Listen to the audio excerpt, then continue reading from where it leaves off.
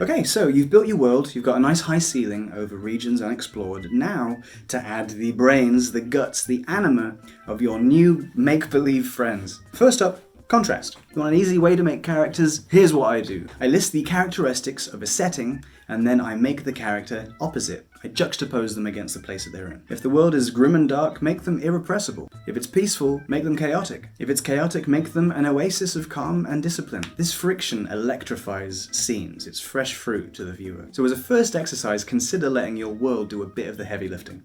How do they suffer? If your character is at odds with the world they inhabit, you have the seeds of conflict. This conflict in turn is part of their characterization. People are best defined by what they do, after all. And the most compelling recurring theme in drama is specific suffering, I might add. Here are some examples. Lisa Simpson is an academic in a world that is unacademic, and the praise-seeking she takes part in is completely at odds with her surroundings. Everyone's too dumb. So intellectual desperation is a recurring theme for her. In Vermin, which is a French animated series, and it's amazing, please go and find it. Mantos is an idealistic praying mantis who joins the police department of a failed city. His naivety in this barely functioning place means brutal wake-up calls at every corner. He is forever in shock. So what kind of suffering are you all about specifically? Because you know something about it. For myself, I'm a bit of a cultural orphan, I feel like. I had a bit of an interesting childhood, and so I cast adrift my characters and traumatize them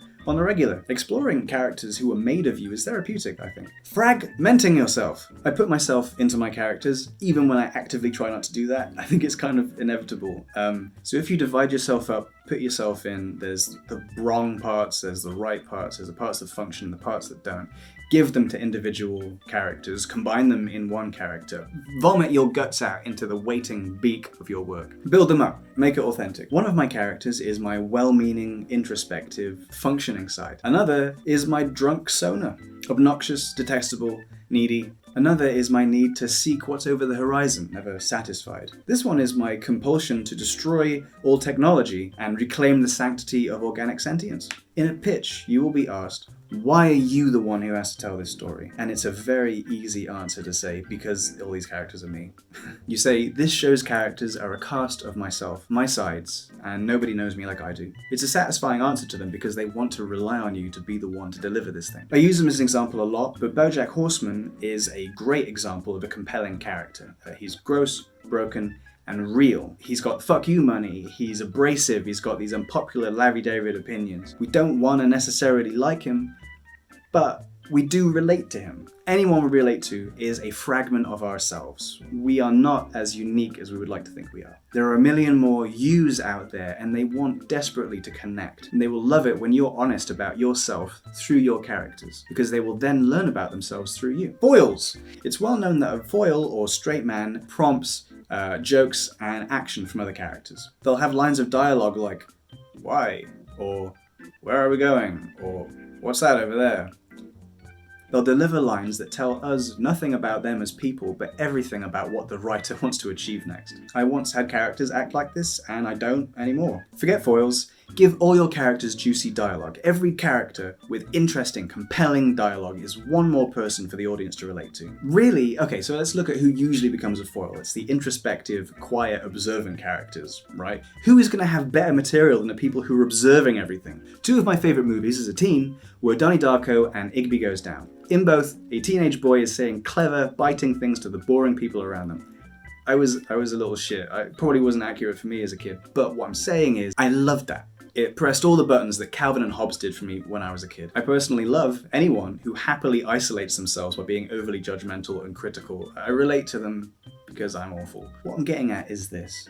If you have many personality types, many kinds of people, shapes and sizes, in general, and you're giving them all sharp dialogue, people are going to feel not only represented, but personally lifted up. Support your supporting characters, flesh them out, express yourself through them. You don't necessarily need to be a wild or bombastic person to write a chaotic character. You just have to feel that way sometimes. Speaking of wild and bombastic, characters you want to be around. We all remember non-protagonist characters who make our faces light up when they're on the screen. Genie in Aladdin, Kramer in Seinfeld, Lemongrab in Adventure Time. Scene stealers. Why do these people tickle us? It's because they're chaotic, they have energy, they have the salt and pepper we would like liberally applied to our own lives. We want to be friends with a chaotic person, even if we kind of know we wouldn't be able to keep up. And really, while it's fun to write a character entirely composed of nervous, chaotic energy, it's enough to just give them one trait, one single chaotic or unpredictable trait. It delivers a lot of character. One way to go about this is adding a flaw or a quirk,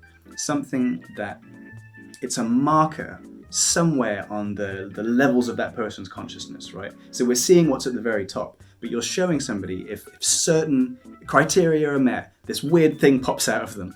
And you get to see how distant this weird thing is from who they are at the top. And it implies multitudes, it implies depth. So your young chef is super focused on a pastry contest. They're disciplined, they're focused.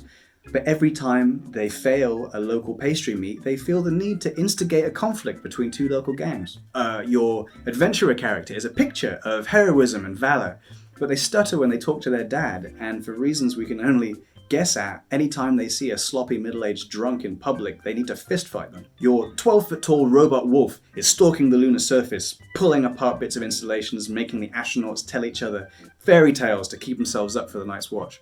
But anytime this robot looks at the ground, they're looking at the moon and they feel compelled to howl, and it just never stops being embarrassing. Flaw is warm. When you give characters flaw, it lets people in. You'll do a lot of work as a writer making people like characters, but it's the flaws that really make them real. It gains a level of depth when you add an undesirable trait. We think, how do they function so well, or at all, with these impurities trapped in them? Internal conflict and facade. Earlier, I talked about juxtaposing characters against their surroundings. In my opinion also, a character is juxtaposed against themselves if they're well written, if they're worth their salt. Subtext is the portion of your show that takes place in the viewer's mind. Subtext in character is called facade. People are like thermos flasks. Hear me out, don't interrupt.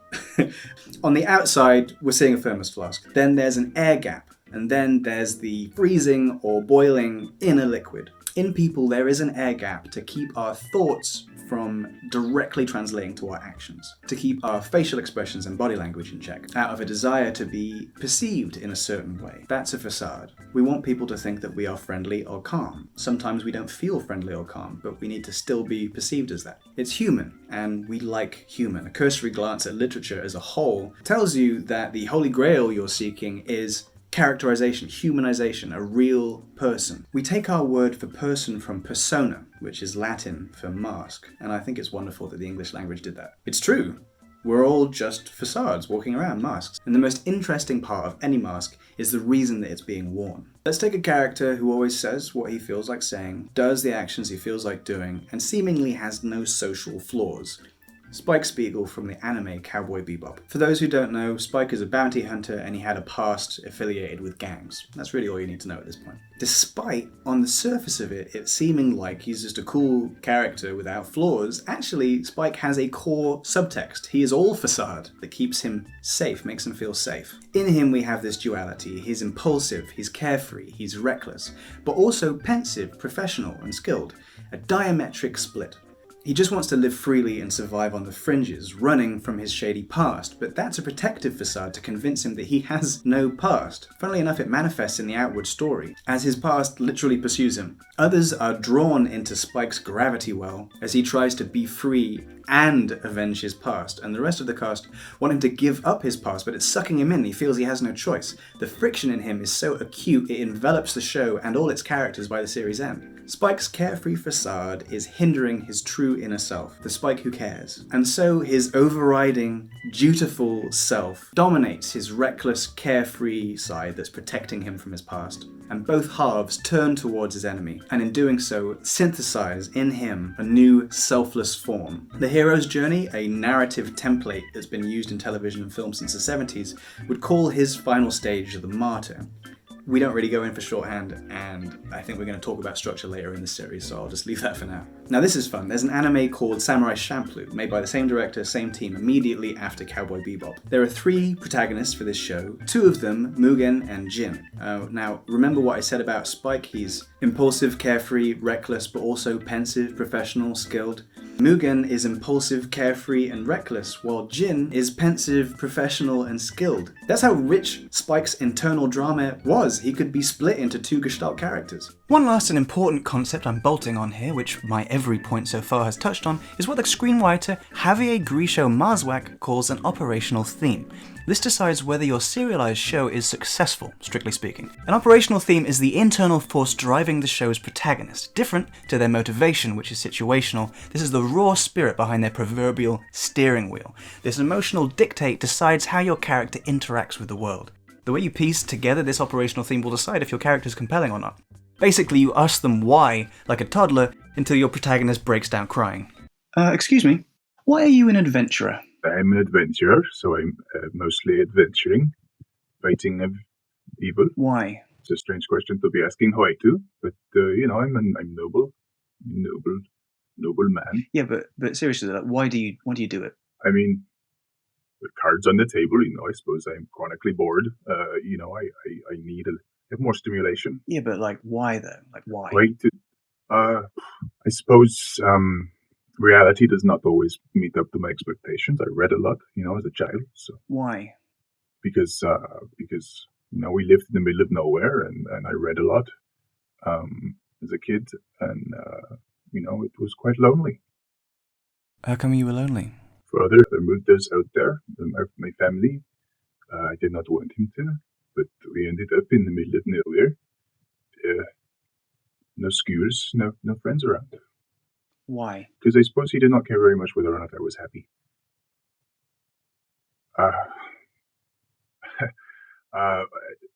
Anyway. So why'd you do it? Well, I suppose now I look for validation, and I look for people to find value in what I do and am, because I need to validate myself. Because there's a hole inside of me.